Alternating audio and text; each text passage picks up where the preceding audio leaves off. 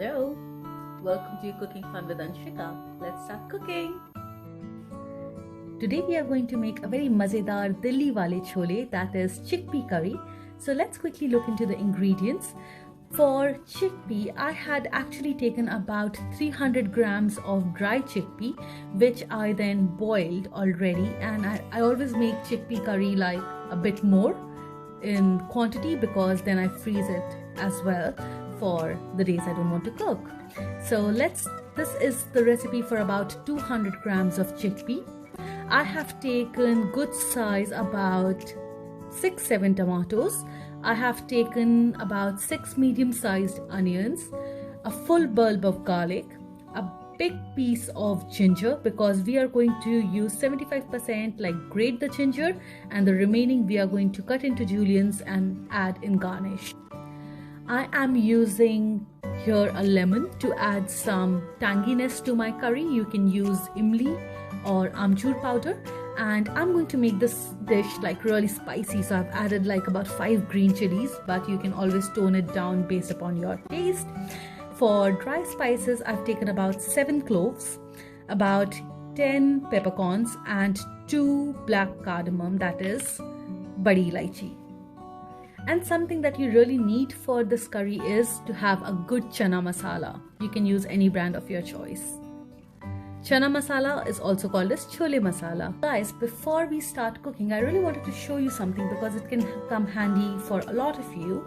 So like I said, I had taken about 300 grams of dry chickpea, which I then boiled it into my pressure cooker at high temperature and high pressure for about 30 minutes. So with cooker I mean my multi-cooker. And then I always make my chickpea curry a bit more because I always freeze it, like a portion of it for the days I don't want to cook. And I also sample out some of the chickpeas in glass containers or glass jars like this, because then I can use it over next 10 days to either make hummus or falafel or another curry. So I think that's a great thing to do. It stays well in the fridge, normal, without freezing, for about 10 to 12 days that I've done myself.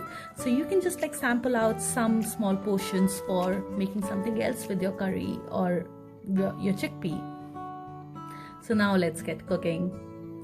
So I've switched on my multi-cooker at saute setting, temperature high, and it's time to add our oil.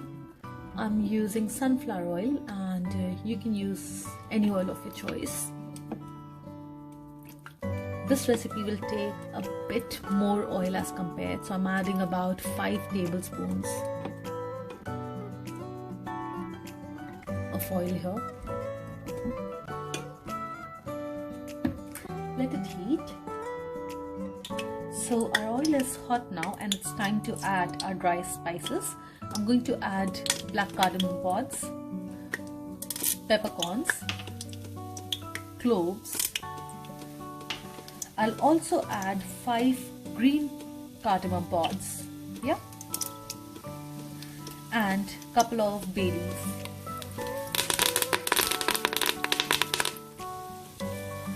And also I'll add 1 teaspoon of cumin seeds. Now it's time to add our chopped onions.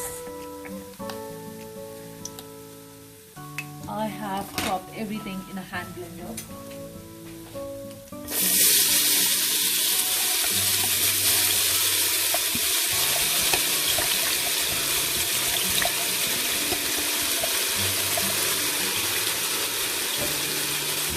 Here goes in our onions. Give it a quick mix. And we need to saute our onion till the time they turn pink. You can add a pinch of salt here for the quick caramelizing of your onion. Okay, so saute it for a couple of minutes.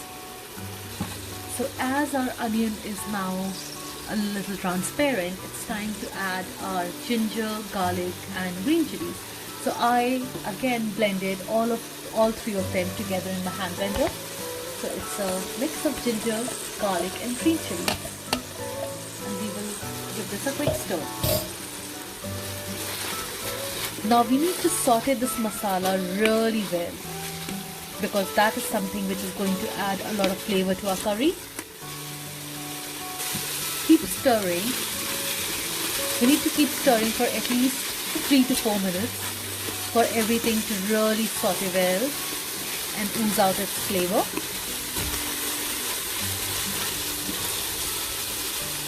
A good way to know is that everything is sauteed well is, when you are sauteing the masala for ginger, garlic and onion, there's a nice aroma of this leaf tree that starts to come. So you can distinctly know, and it generally happens after 3 to 4 minutes of sauteing at medium-high temperature. So now you can see my masala is getting sauteed really well. And it is time to add coriander powder. So here goes in my 2 tablespoons of coriander powder. Give this all a good mix. So guys, coriander powder is something which I feel is quite underestimated in Indian cooking, especially in curries like chickpea or chole. Just turn the heat to medium now. If you're someone who would like their chole not to be hot, as in like chili, but really flavorful, then add all the dry spices that I mentioned, especially the cloves, peppercorn and the cardamom, and add a lot of coriander powder. You can reduce the quantity of chole powder or the chana masala, but coriander, like the dry coriander powder, along with cloves, garlic, onion and cardamom, will add a lot of flavor to your curry, and I'm sure your family will love it. But this, what I'm doing is I'm not cutting any corners. I'm really making like a proper Delhi wala chole, and Delhi is the food capital of India. So this is like proper Punjabi chole. So now it's been about 4 minutes and you can see some oil is oozing out as well from my masala. That is always the best way to know that your masala is done. And now I'm going to add my tomatoes. So in goes my tomato. I have just roughly pureed them in the blender. Give this all a quick mix. And now we need to saute this masala again for about 4 minutes. And like I said, the best way to know that your masala is done is by knowing that it's oozing oil. Okay. Just keep stirring your masala in between. I've put the temperature to medium high now on the saute function for my multi-cooker. And now is the time I'm going to add some Kashmiri mirch or Kashmiri chili, which is red chili powder. Now Kashmiri mirch always adds a very nice color to your curry without adding the heat. And for heat, I've already added about 4 green chilies. I'm adding about like half a teaspoon of Kashmiri mirch. Give this again a quick stir and let our masala saute for another couple of minutes. We're almost there, guys. And remember, I know it's a bit of a work, but then you can always do like how I'm doing, like make it a little extra and put it into your freezer. So now it's been about 4 to 5 minutes. My masala is all nicely brown. I'm going to add my chole masala or chane masala. I'm adding about 2 teaspoons.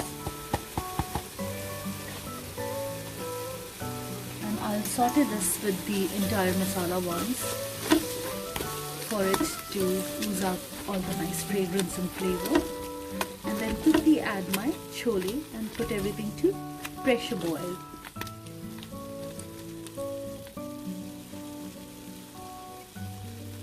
So now it's time to add our chickpeas.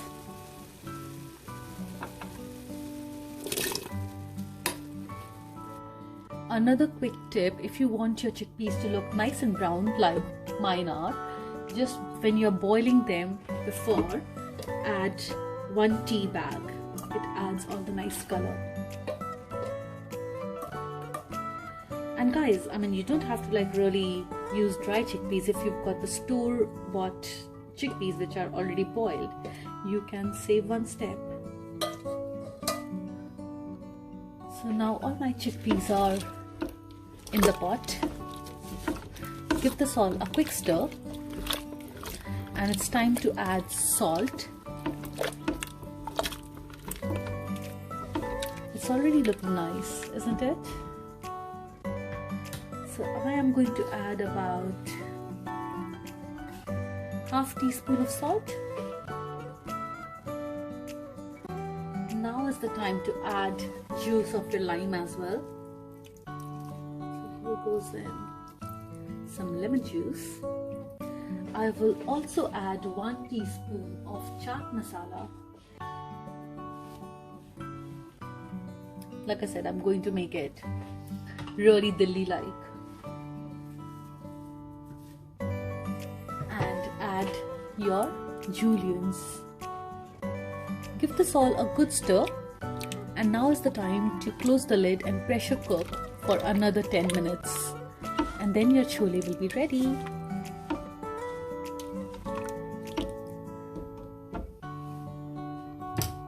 So let's close the lid now.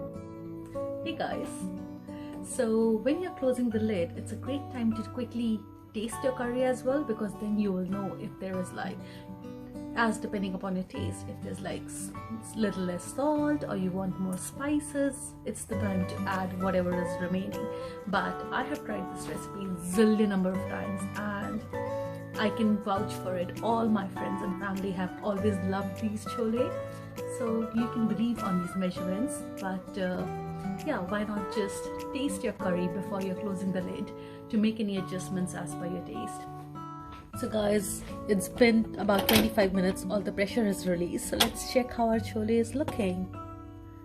Look at that.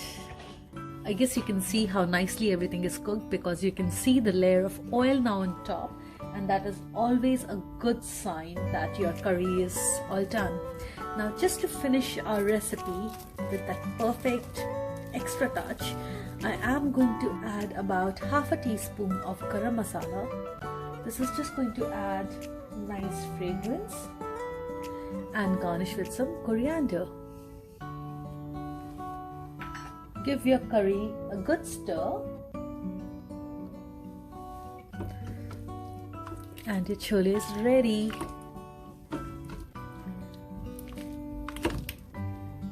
Now a quick tip. As you can see, if you're having your chickpea curry or your chole with rice, this amount of liquid curry is absolutely fine. But if you're going to have it with Indian bread, I would really recommend just take something like a ladle and try to like crush your chickpeas, something like this, because this will make your gravy more thick. And enjoy it with any of the Indian breads like naan, roti, paratha or bhatura. So guys, our lovely chole is ready. Oh, it's smelling so good. So again, if you're liking my recipes, please do like and subscribe to my channel. I wish to see you with some new recipes in the coming time. Thank you. Bye.